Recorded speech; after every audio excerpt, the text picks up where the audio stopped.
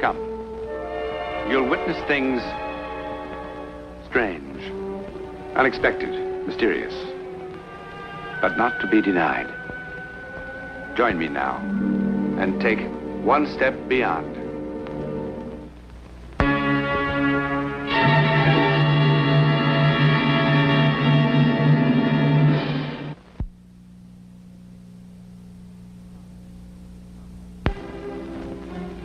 These columns, centuries old, are almost as ancient as Mexico City itself. Our search for the true story of a ghost has brought us here to the great capital of Mexico. And this historic monastery, now a school. What's more, there is a man yet alive who lived a century in one night within these very walls. You will meet him as soon as you have seen his terrifying experience.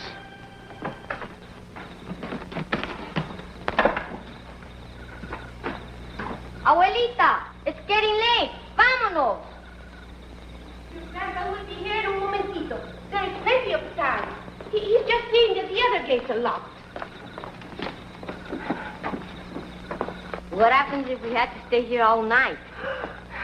Don't you say such a thing. Anda, go help your abuelo. Anda, listo, niño. Help! Auxilio! Abuelita, auxilio!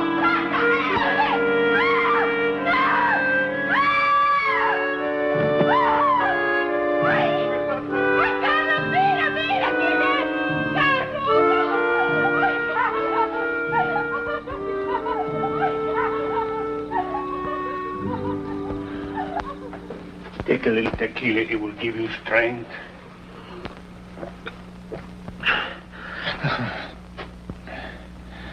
I fainted, eh? See. Jorge frightened you even more than you frightened him. Where am I now? In el convento. I must go. No, senor. No. A hospital is what you need. No. Maria, go for the authorities. No. But you should be taken care of, senor. Por favor. Just give me a moment, and I'll be able to leave on my own. I'm afraid. Calla. Take the child and go. ¿Y tú? I will join you at Emilio's muy pronto. No, I won't go without you. He should be in the hospital. But he does not want a hospital. If you'll give me just a few moments' rest. Abuelita, tengo miedo. Afraid? Of me, niño? No, senor, not of you, no. Take the child to the wagon and wait for me. Oh, Va. not too long, eh, Carlos? No, not too long. Sí, vamos.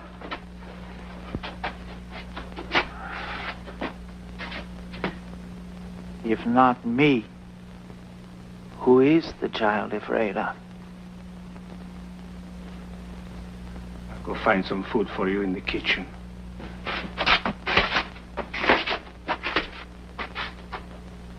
Carlos, it's 8 o'clock. He tried to get up and almost fainted again. Shouldn't we call the authorities? Yes.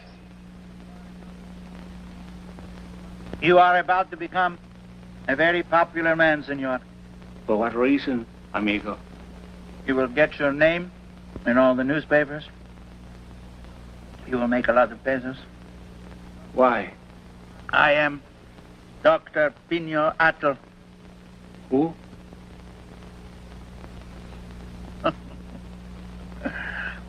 Such is fame, eh? Oh, I'm sorry, senor, but we live a simple life here. I was very close to the Presidente. The one they killed? The one they killed. But to have been a friend of his, is that a crime? The new government believes I was too much a friend. They put me in prison. I escaped for a while. Ay, Carlos, por amor de Dios, vámonos de aquí. Maria, the gentleman is going to spend the night here. ¿Qué? He will stay with him. Pero estás loco, Carlos, tú estás loco. He's going to be all right. No, it's dark already. Go to Emilio's. You don't think I believe in those stupid stories? Oh, but can't he go to the hospital? Oh, senor, I plead with you. See, my husband, he is not well. You see his arm? He had paralysis. Oh, please, senor, he cannot stay in this place tonight. But why? Do not ask her why. She will fill your head with foolishness. Aye, why are women such superstitious fools? She will tell you that the convent is haunted, that this is the night that the ghost wanders around. The ghost? Yes, everybody will tell you this is so. All women will tell you. No. Now go and take the child with you. I order this. Oh, bien, vámonos, vámonos, bien, vámonos de aquí. But she actually believes it. She was terrified. A ghost? Oh, my. And coming back right on schedule. Like in all the terrifying children's stories, eh? No, senor. It's not a children's story.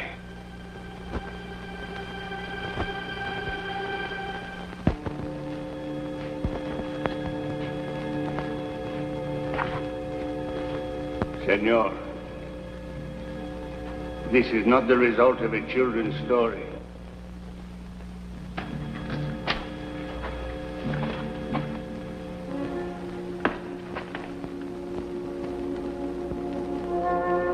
How did this get here? At this time, last year, a soldier was quartered here. He was alone in here. He screamed. We came. He said a terrific force had pushed him up against the wall. Then we found this. It must be some trick. But who would play such a trick? But this is the hand of a giant. Yes. You do not believe this? I don't know. I'm not sure. This was once an Aztec shrine. 2 days a year, terrible brave days in their calendar. Slaves were put to death here. It is said this is one such day. An old man can be as silly as an old woman, senor. But you think this is all foolishness. Yet everyone in this neighborhood believes in this ghost, this specter. It is said that he was an Indian warrior whom the Aztec king sacrificed in the fullness of his youth and power. It is said that he was 7 feet tall. If that is his hand, then he must have been. See? You are amused at me, eh, senor? I'm afraid I was born a skeptic, muy buen amigo. Hey, look about us, my dear benefactor. Huh? It is time now for his appearance. But where is he? This Aztec giant who chants and thrusts his hands against walls. Where is he?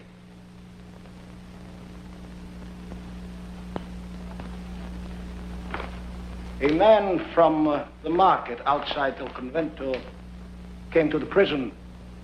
He said, there is a man lurking about suspiciously, hiding. Somehow, he looks like the pictures of this Dr. Atl. I saw the papers.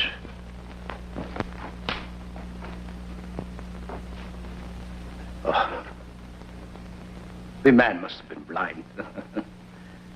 How could this be my late prisoner? How could this be Dr. Atl? Dr. Atl is a man of magnificent appearance. His face is always clean-shaven. He is a great artist, a profound philosopher, a confidante of presidents. Poor stinking wretch. How can you be Dr. Atl? How? How? It hurts. My head has been hurting for 5 days. Who helped you escape? No one. We shall see about no one. Out that gate and into the car on the curb. What are you going to do with him? Feed him to the pigeons in the square. Why? Who are you? He is only the porter here. He did not know who I was. Let him talk for himself.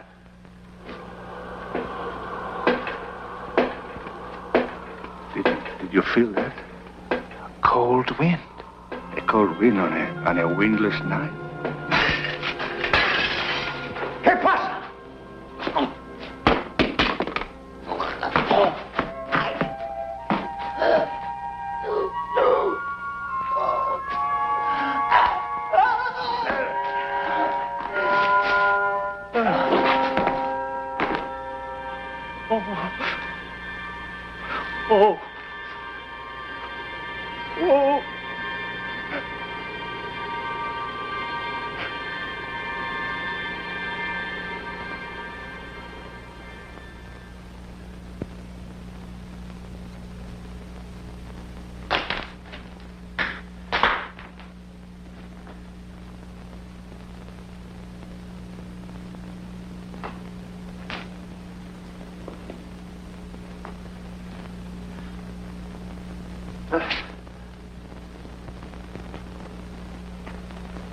Caramba.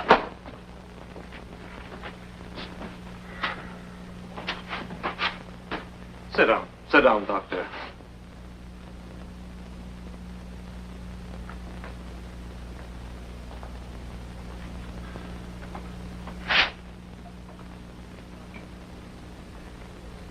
Dr. Robb, you are an exceedingly intelligent man. But there comes a time when even an intelligent man has to cease being ridiculous.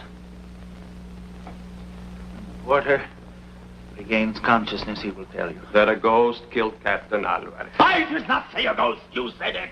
I said he was killed by someone or something unseen. I have said this 10,000 times since they have brought me here.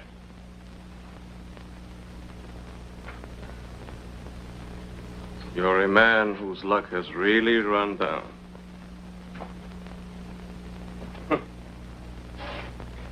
The new regime would not have treated you so badly. You have good friends with the new Presidente. Even now they point out that you were merely trying to bring peace between the factions. So I was. But when you kill a public official, that is a different matter. I did not kill him. The porter will tell you. The porter will not tell me. He cannot. He died 10 minutes ago. So, Dr. Otto.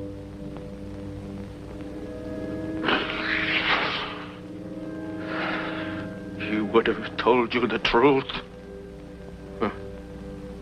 How safe you are in saying that now. I did not kill him.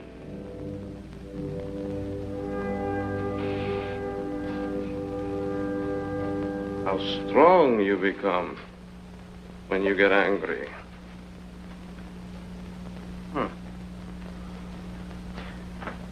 Would you like to hear the surgeon's report? Fracture of left mandible, fracture of maxilla, fracture of temporal bones, gross abrasions on left side of neck, multiple fractures of clavicle. How could I have done that? Eh?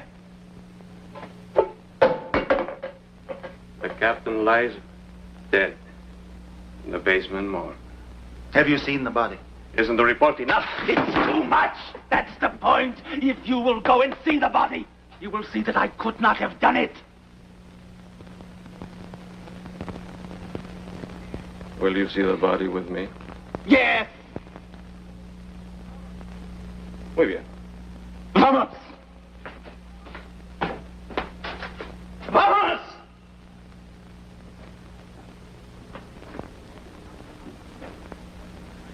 Captain Captain Alvarez's widow claimed the body early this morning. Where was it taken? Apparently, the captain was not a religious man. Still, the body could not have been buried so quickly. No, he was not buried. Where can we see the body? But you cannot. The captain was cremated about 4 hours ago.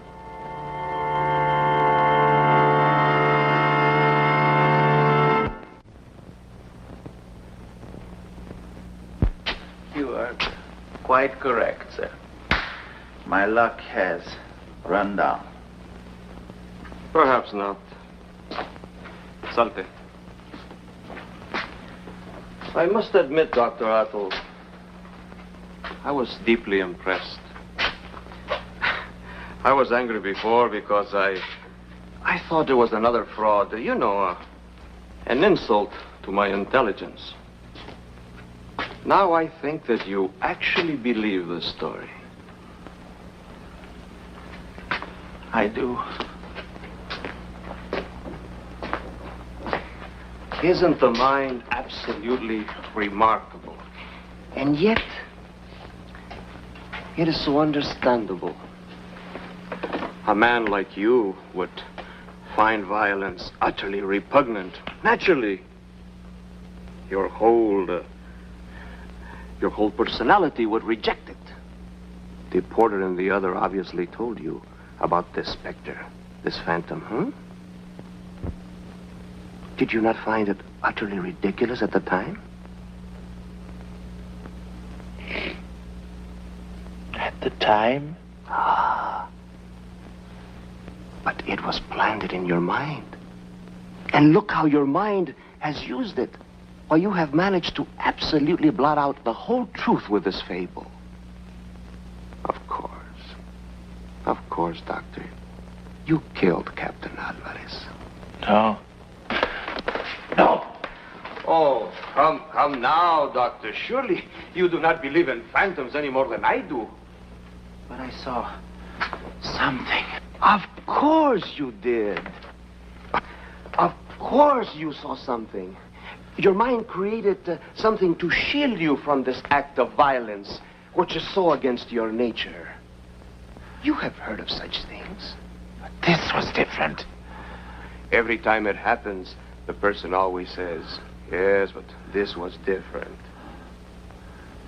Come now, my friend. It is not so bad. I'm sure our office would consider a plea of temporary derangement. Frankly speaking, this Captain Alvarez was somewhat of a sadist. But a man of your stature, your intellect, would be treated gently. My head is buzzing.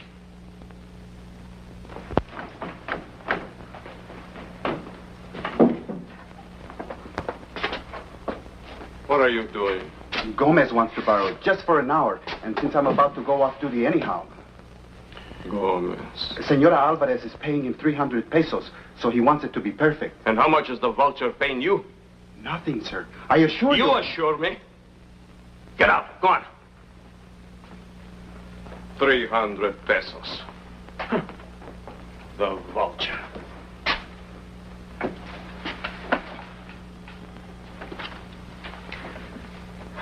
Well, now, Dr. Attle, let us seriously consider how it must have happened.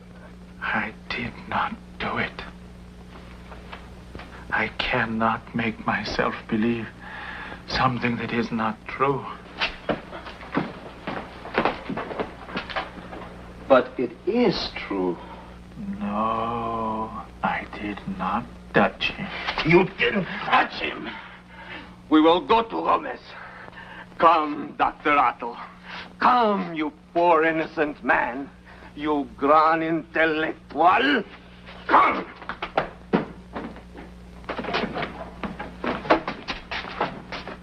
Gomez, I brought this gentleman along to show him what you are doing for Captain Alvarez's widow. But it's not ready. There's much work yet to be done. Show us what you have. But, Colonel, it's impossible. Muy bien. You are barred from entering any public building under my authority or dealing with any of my men. No, por favor. Show us what you have. I suppose he must be dry by now. Though I would like to wait a few more minutes. Now. Gomez is also a very fine artist, Dr. Atto. He does very well making death masks for grieving orphans and widows. You see why I needed the photograph? Why I didn't want you to see it just yet? That's the trouble with working with plaster of Paris. It picks up everything, even hair. But of course, with the dead, it's more difficult. The flesh does not spring back into place. Look what the murdered hand did. Did you ever see such marks? But I assure you will be first rate when I deliver it to the senora. What fingers this brute must have had. Look here. And here. This strangler, Colonel Ferrero. What kind of a creature was he? He must have been a giant.